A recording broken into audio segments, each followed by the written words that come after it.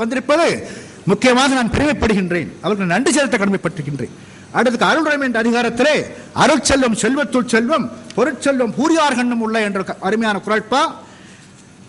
அடுத்தது ஆழ்வினை உடைமை.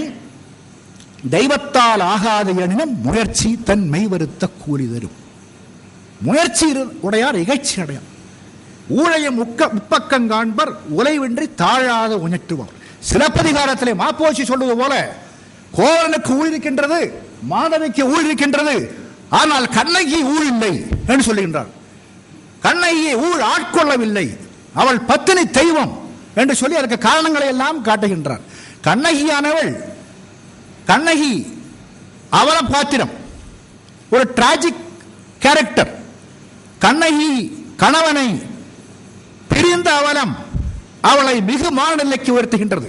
கண்ணகி கணவனை இழந்த அவலம் அவளை தெய்வ நிலைக்கு உயர்த்துகின்றது. வையத்துள் வாழ்வாங்கு வாழ்பவன் வானுரைகள் தெய்வத்துள் வைக்கப்படும் என்று அருமையாக வள்ளுவம் சாட்டுகின்றது. வள்ளுவம் என்ற பெயரிலே வாசுவ மாணிக்கம் அவர்கள் மிக அருமையான நூல் எழுதியிருக்கின்றார். நீங்கள் படித்து பார்த்திருப்பீர்கள்.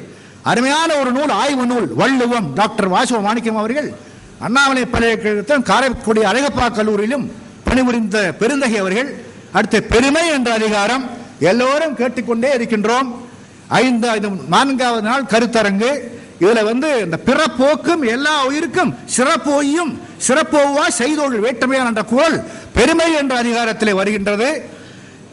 ஒழிபியல்லே வருகின்றது, பொருட்பாலே ஒழிபியல்லே வருகின்றான் பெருமை. பெருமைக்கு அப்புறம் சான்றாண்மை.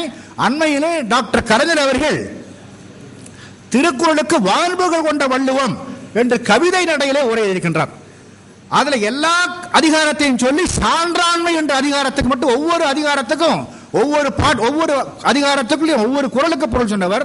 அந்த சான்றாண்மை என்ற அதிகாரத்திலே 10 குறட்பாகம் பொருள் சொல்லி தருகின்றார் கலைஞர் அவர்கள். இந்த சான்றாண்மை என்ற அதிகாரம் கலைஞர் உள்ளத்தை பெரிதும் கவர்ந்த அதிகாரம் என்று நான் நினைக்கின்றேன். அன்பு, நாணம், ஒப்புரவு, கண்ணோட்டம், வாய்மை, இந்த ஐந்து தான் சான்றாண்மை என்ற மாளிகையை தாங்கி இருக்கின்ற தூண் என்று வள்ளுவர் சொல்கின்றார். அன்பு இருக்க வேண்டும், நாணம் இருக்க வேண்டும், ஒப்புரவு இருக்க வேண்டும், கண்ணோட்டம் இருக்க வேண்டும், வாய்மை, இந்த 5 சால்பு ஊன்றிய தூண் என்று மக அழகாக சொல்லுகின்றார். இன்னா செய்தார்க்கு மினியவே செய்யக்கால் என்ன பயத்தோ சால்பு என்று அவர் மேலும் குறிப்பிடுகின்றார். அடுத்து பண்புடைமை என்ற அதிகாரத்துக்கு வருகின்ற பொழுது பண்பனப்படுவது பாடறிந்த ஒழுகல் என்று கலித்தொகை சொல்லுகின்றது. பண்புடையார் பட்டுண்டு உலகம் அகுதின்றேல் மண்புக்கு மாய்வது மண். பெருமை, அதற்கு அப்புறம் சான்றான். பண்பு அறிவை காட்டிலும் உயர்ந்தது என்று சொன்னார் Emerson. Character is higher than intellect.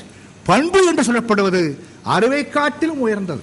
இவ்வாறு மனிதனையும் என்று சொல்லுகின்ற பொழுது அன்புடைமையை பார்த்தோம், அருடைமையை பார்த்தோம், நடுநிலைமையை பார்த்தோம், பெருமையை பார்த்தோம், சான்றாண்மையை பார்த்தோம், இல்லறையலின் கொடுமுடியாக தெரிகின்ற ஒப்புரவை பார்த்தோம்.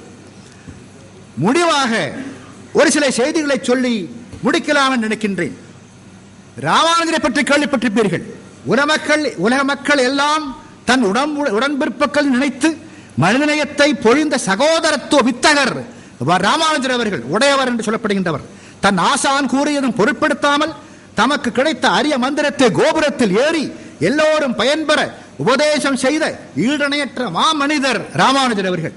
ராமாவதாரத்தில் ராமபிரான் உடன்பெறும் தம்பிகளுடன் உடன்பெறவா தம்பியராகிய குகன், சுக்ரீவன், விபீஷணன் ஆகியோரையும் சீரிய மனிதநேயத்துடன் அணைத்துக் கொண்டு உலக சகோதரத்துக்கு வித்திட்ட அருளாளர் ஆவார். அண்மையிலே நம்முடன் வாழ்ந்து கொண்டிருக்கின்ற கவிஞர் குலோத்துங்கன் அவர்கள், contemporary Tamil poet doctor வாசே Kondasamy அவர்கள் மனிதத்தை பற்றி சொல்லுகின்றார். மனிதத்திலிருந்து தோன்றியதான் மனிதநேயம். எப்பொருளும் எவ்வுறவும் மானிடத்தின் ஏற்றம் போல் என் மனதை ஈர்த்ததில்லை. அளவிடற்கு அரியதோர் அற்புதம் மனிதம், அளப்பதும் ஆய்வதும் அறிவதும் மனிதம். நாட்டு மக்கள் நலமுற்று வாழ்ந்திட, நானிலத்தவரை மெய்நிலை எதிட, மண் பயனுற வானகம் இங்கே தென்பட, ஜாதி சமய சூழ்ச்சிகள் வேரோடு சாய்ந்திட, வறுமை பெரும்பணி அகல, அன்பு மரவும் அருளும் ஒப்புரவும் ஓங்கிட, யான் பெற்ற இன்பம் பெருகை வையம் என மனிதனைய உணர்வு மிளிர, வான்புகள் வள்ளுவம் வழி நடப்போம், அதன் வழி ஒழுகுவோம். வாய்ப்புக்கு நன்றி. விடைபெறுகின்றேன். வணக்கம். ராஜாமா அவர்களுக்கு நன்றி சொல்ல வேண்டும். நாம் இன்றைக்கு மேற்கொள்ள வேண்டிய அரிய வள்ளுவர் கருத்தினை இப்போது வற்புறுத்தி நமக்கு நினைவுபடுத்தினார் அவர்கள்.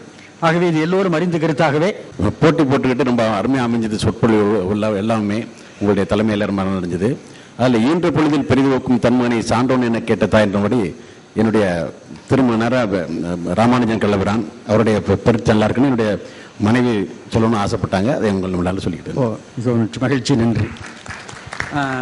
இப்போ நாம் 1:30 முடிக்க வேண்டியது 40 ஆகிவிட்டது. நாம் இந்த கட்டுரையிலே மிகவும் ஈடுபாடு கொண்டோம், தமிழ் ஆய்விலே ஈடுபாடு கொண்டு என்பதை காட்டுவதாக இந்த காலம் கடத்தலானது அமைந்திருக்கிறது என்ற கருத்தினை சொல்லி நீங்கள் அமைதியாக இருந்து கேட்டு ஆர்வத்தோடு கேட்டு பங்கு பெற்றதற்காக உங்களுக்கும் நன்றி சொல்லி கட்டுரையாளர்கள் என்று சொல்லி இந்த அரங்கினை இப்போது முடித்துக் கொள்கிறோம். வணக்கம், நன்றி.